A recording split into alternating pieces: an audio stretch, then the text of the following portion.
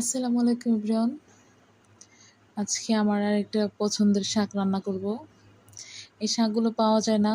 এখন তেমন একটা পাওয়া যায় না। তো আমি আমার চাচি, শাশুড়ির কাছ থেকে অনেকদিন ধরেই বলতেছি যে, "এই শাকটা আপনি যেখানেই পান তো আমার জন্য নিয়ে আসবেন।"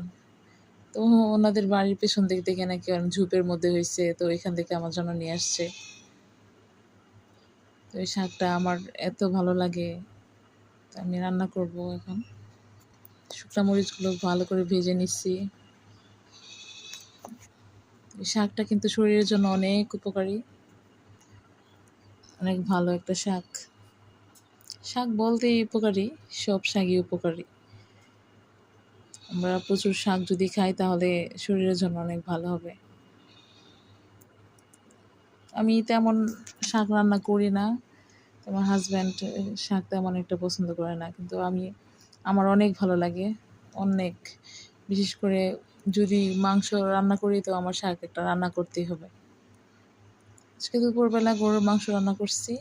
তো এই জন্যই ভাবলাম যে কোনো একটা শাক, তো এখন এই যে এই সিজনে শাক কোনো শাকই তেমন একটা পাওয়া যায় না। তো এই শাকটা আমি অবশেষে পাইলাম, রান্না করতেছি। শাকটা ভালো করে মজিয়ে নেব, সেদ্ধ করে। ভালো করে সিদ্ধ হইলে ভালো করে নাড়াচাড়া করব।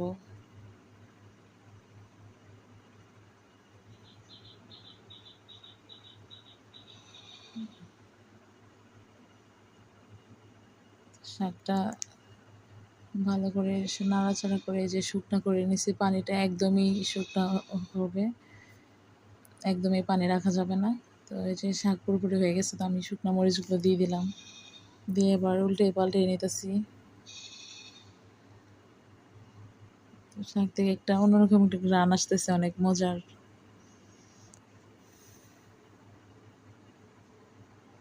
মরিচের সাথে ভালো করে শাকটা নাড়াচাড়া দিয়ে, তো এখন আমি চুলার আগুনটা নিভিয়ে দেব। এই যে আমি আজকে প্রচুর জাল দিয়ে রান্না করছি গরুর গোস্ত, প্রচুর। তো হাজব্যান্ডের বকা খাবোই।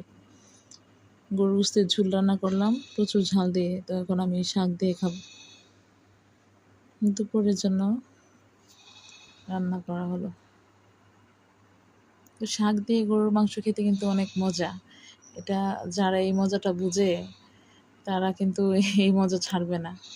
আমি মজাটা আগে বুঝতাম না, তো আমি আস্তে আস্তে